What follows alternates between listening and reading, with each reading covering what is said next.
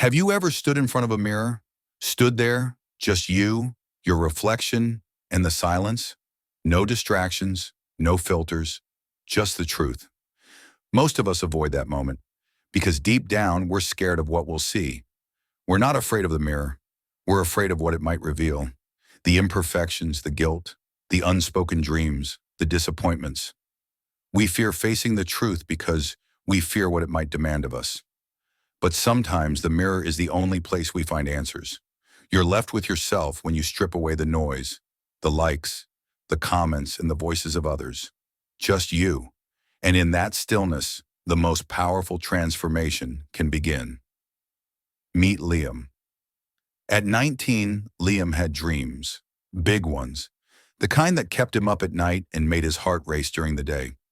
He wanted to create something, build a future, and make his parents proud.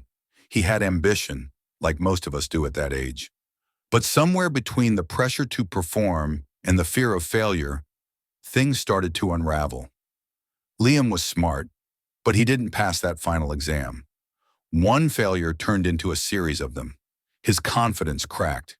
He started avoiding people, skipping calls and deactivating social media. Every scroll felt like a slap in the face.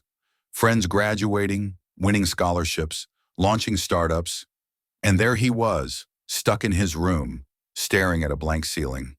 The worst part wasn't even the failure.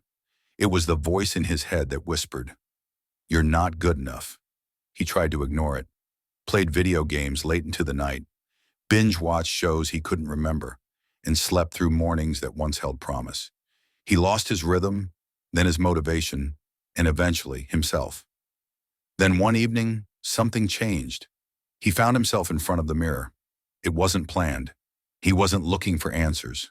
But he looked up, and for the first time in months, he saw himself. Pale skin, tired eyes, messy hair, but also the faintest flicker of something deeper, something more resilient than he remembered. He whispered, "Who are you?" And though the mirror didn't speak, it responded with reflection. It gave him the truth. Not to shame him, but to remind him, this is where you start. Not when you're perfect, not when you've got it all figured out, but when you're finally ready to face yourself. The real battle doesn't begin with fire and fury. It begins in the quiet, in silence. When the world has gone still and no one's watching, that's when the real rebuilding starts.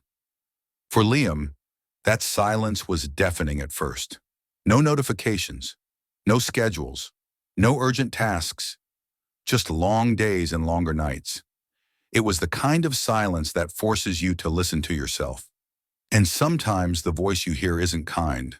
But one morning, maybe out of frustration, maybe out of hope, he picked up that notebook. He didn't know what to write. He just wrote, "I'm tired. I feel like a failure. I don't want to be like this anymore." There were no filters, no audience, just ink and emotion. And somehow putting pain into words softened it. That notebook became a space without judgment, a mirror in its way, not of appearance, but of thought.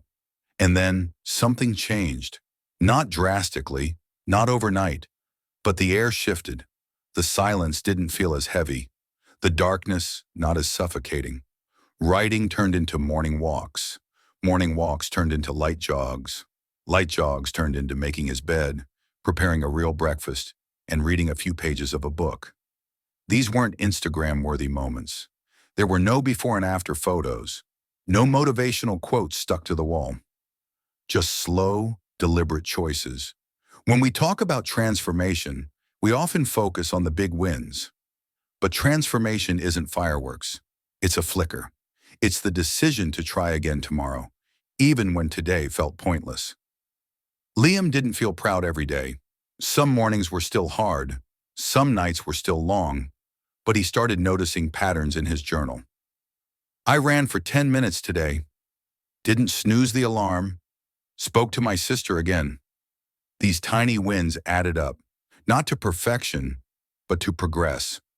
Progress he could feel, progress no one else saw. One day he stumbled on a quote scribbled in the corner of an old page. The man who moves a mountain begins by carrying small stones. Confucius. It clicked. He didn't have to climb Everest tomorrow. He just had to pick up one stone today.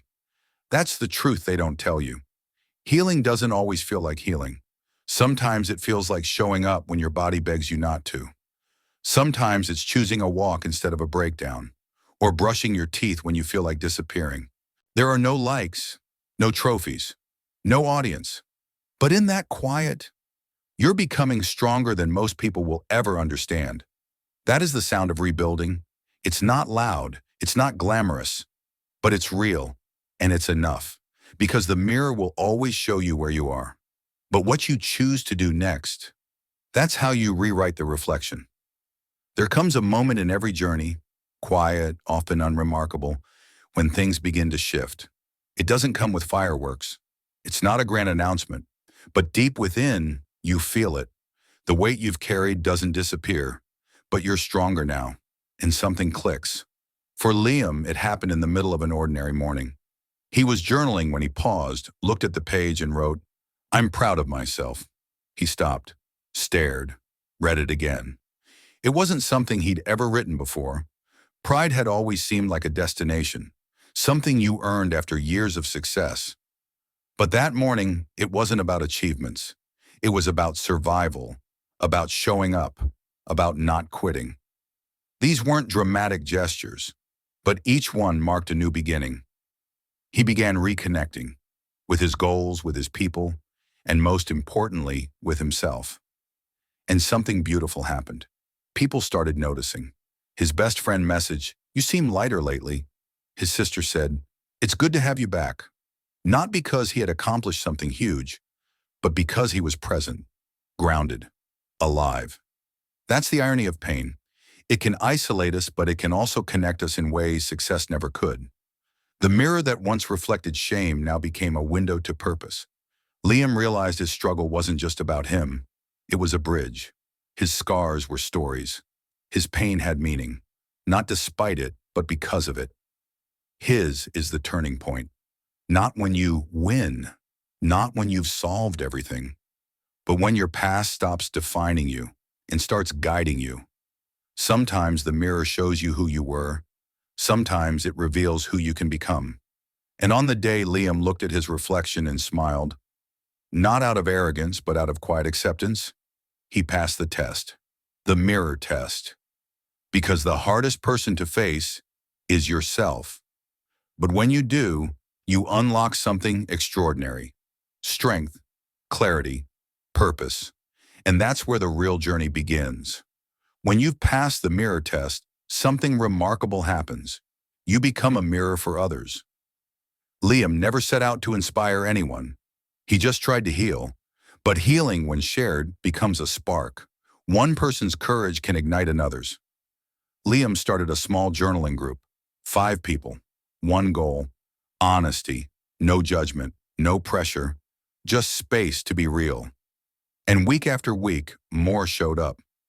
Not because Liam had all the answers, but because he asked the right question. What do you see when you look in the mirror? Some saw pain, some saw potential, but all saw the possibility. The group didn't fix everything. It didn't need to.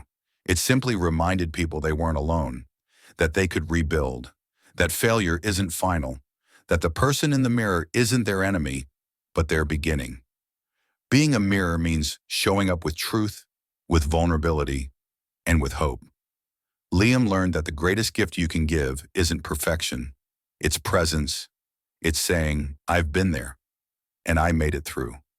So can you." And so, the mirror test continues, not just in Liam, but in every person brave enough to look, to reflect, and to begin again. Because in the end, healing isn't just about facing yourself. It's about helping others find the strength to do the same. Now it's your turn. Stand in front of your mirror, tonight, tomorrow, whenever you're ready. Look into your own eyes, not to criticize, but to connect. Ask yourself, where am I? And where do I want to go? And if the answer feels uncertain, that's okay. The courage is in the asking. Start your mirror test today. Write one line. Take one step. Make one honest choice. You don't need a perfect plan. You need presence. Tag someone who needs to hear this. Share this video with someone still searching for their strength. And if you're ready, drop a comment with the words, "I face the mirror," because healing begins with honesty. And sometimes your story can become someone else's survival guide.